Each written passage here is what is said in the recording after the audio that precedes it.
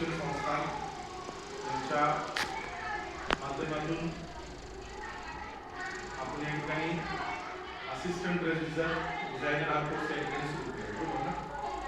तर साधारणपणे 4 तासाप्रमाणे 60 दिवस आपल्याला या बॅचमध्ये यायचं आहे. हा कोर्स करत असताना काही गोष्टी आपल्याला काळजी घ्यायची की आपल्याला वेळ पाहायची. जो वेळ तुम्हाला दिलेला किती दिलाय वेळ? काय दिलाय? किती दिलाय? 10 वाजता आपल्याला इथे यायचं, बरोबर?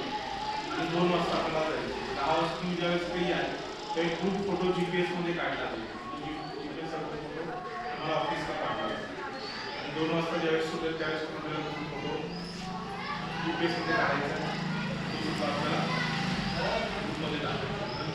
ही सगळ्यात महत्त्वाची गोष्ट असणार की आपण काय पाहतो, वेळ, बरोबर? आणि रोज आपल्याला क्लासमध्ये यायचं. जवळपास 80% आपल्याला हजेरी असणं गरजेचं आहे. 80% हजेरी नसेल तर पुढे तुम्हाला परीक्षेला बसता येणार नाही. त्यामुळे लेखी परीक्षा, तोंडी परीक्षा, प्रॅक्टिकल परीक्षा या सगळ्या परीक्षांना तुम्हाला सामोरं जावं लागेल.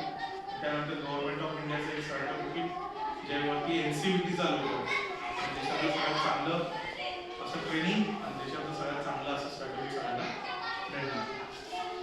याचे सगळ्या जे काय आहेत प्रकार तुम्हाला शिकवले जातील. मशीनची माहिती, मशीनच्या पार्टची माहिती, मशीन बॉबिन कशी भरायची, केस कसा भरायचा, पॅन्डल कसा मारायचा, टाके कसे घालायचे, डबलर, टोडर, पेटीकोट, पेंटकोट, लहान मुलीचा फ्रॉक, पंजाबी ड्रेस, साधा ब्लाऊज, अस्तरचा ब्लाऊज, कटोरी ब्लाऊज, त्यावर अनेक ब्लाऊजचे डिझाईन्स आहेत, ड्रेसचे डिझाईन्स आहेत, जे हाताच्या डिझाईन्स असतील, बाईच्या डिझाईन्स असतील.